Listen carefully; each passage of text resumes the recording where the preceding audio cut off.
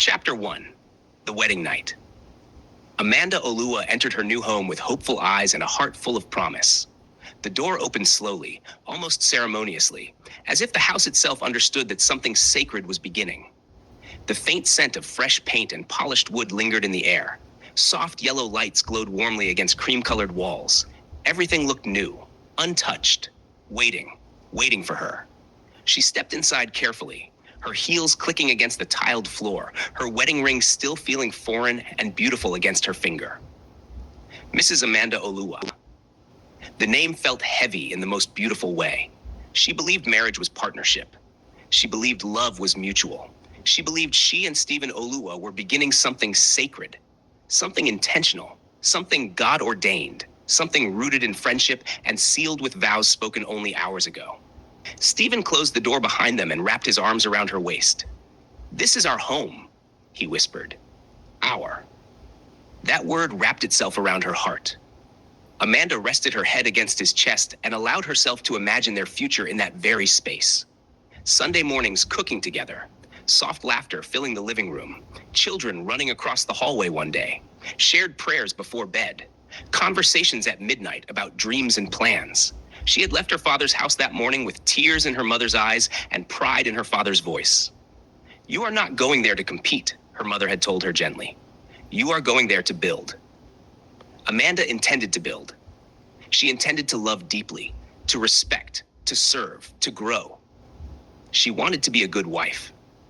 But before the night even settled, before Amanda could fully breathe in the reality of being a wife, a sharp knock interrupted the quiet tenderness of the moment. Steven stiffened slightly. "Who would that be?" Amanda asked softly. Steven hesitated just long enough for unease to flicker through her chest. When he opened the door, Amanda saw her. Tanuke. Steven's mother stood at the entrance with two large suitcases, her back straight, her chin lifted, her presence commanding. She was not dressed like a visitor. She was dressed like someone arriving with intention.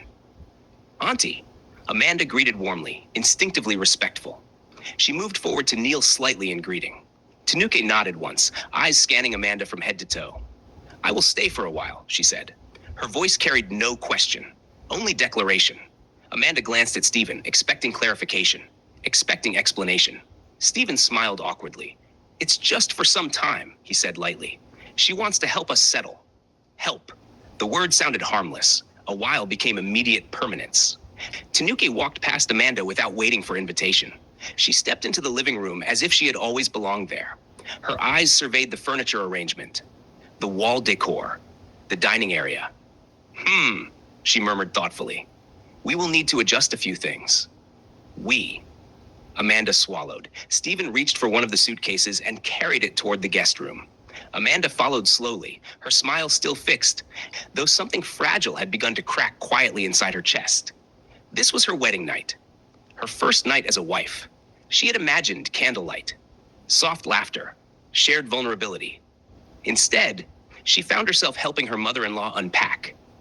Tanuke opened drawers, inspecting them. She placed her clothes neatly inside the wardrobe as though she were settling in for a season. "You don't expect me to leave my son alone at a time like this," Tanuke said casually.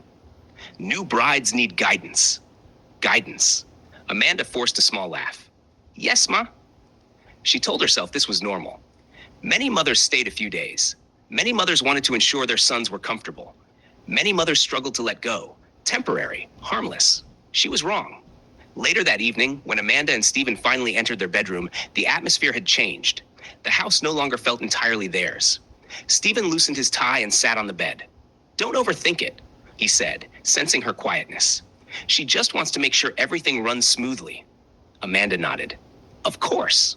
But her heart whispered questions she didn't know how to voice. "Why didn't you tell me? Why tonight? Why with suitcases?" She pushed the thoughts away. Love required patience.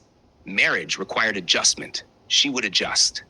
That night, as she lay beside her husband, Amanda stared at the ceiling long after Steven had fallen asleep. She listened to the faint sound of movement in the hallway. Tanuke rearranging something, opening cupboards, closing drawers. The house did not feel like a sanctuary. It felt observed. Amanda turned slightly, looking at Steven's peaceful face. She loved him. She truly did. She had chosen him not just for romance, but for character, or at least the character she believed she knew. She wanted to trust him. But something inside her trembled. The next morning arrived too quickly. Amanda woke early, determined to make a good impression. She wrapped a scarf around her hair and headed to the kitchen, ready to prepare breakfast before anyone else rose. She stopped abruptly. Tanuki was already there. The kitchen lights were on. Pots were arranged differently. Spices had been moved from one shelf to another. The dining chairs were no longer positioned the same way. Tanuki stood at the stove, stirring a pot. "You wake up at this time?" Tanuki asked without turning. "I wanted to prepare breakfast," Amanda replied gently. "I have already started. Steven likes his tea a certain way." Amanda stepped closer, unsure where to stand in her own kitchen. "Oh," she said softly. "I didn't know." Tanuki finally turned, her expression unreadable.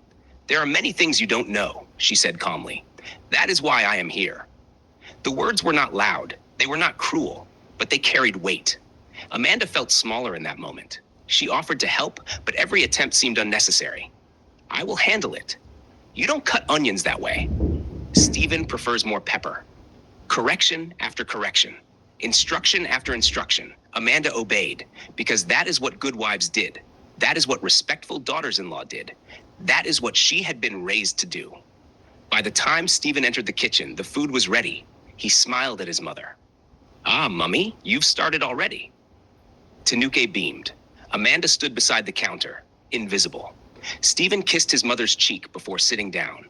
He did not notice the way Amanda's hands trembled slightly as she poured his tea. He did not see the way her wedding glow had dimmed just a little.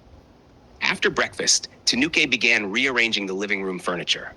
"This couch should face that direction," she declared. "Energy must flow properly." Amanda watched silently as her carefully chosen layout disappeared. "Do you agree?"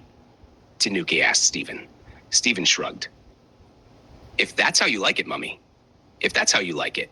Not if that's how Amanda likes it. Not if that's how we like it." Amanda swallowed the ache in her throat. It was only the first day. Only the first morning. Surely things would settle. Surely Tanuki would leave in a few days. Surely Steven would notice. Surely her marriage would still become the partnership she envisioned. But deep down, beneath the obedience and forced smiles, beneath the optimism and restraint, a quiet truth had begun to whisper. This house was not waiting for her. It had been waiting for Tanuki. And Amanda, newly married and hopeful, was not stepping into a shared throne. She was stepping into a test. The wedding night that was meant to begin her love story had quietly introduced her to something else entirely. Not partnership, not sanctuary, but competition disguised as guidance. And though Amanda did not yet know the battles ahead, she felt the shift. The sacred space she had dreamed of had been entered by a third voice, a voice that did not plan to leave. As Amanda stood alone later that afternoon, folding her wedding dress carefully into its box, her eyes filled with silent tears. She had imagined that box holding memories of romance.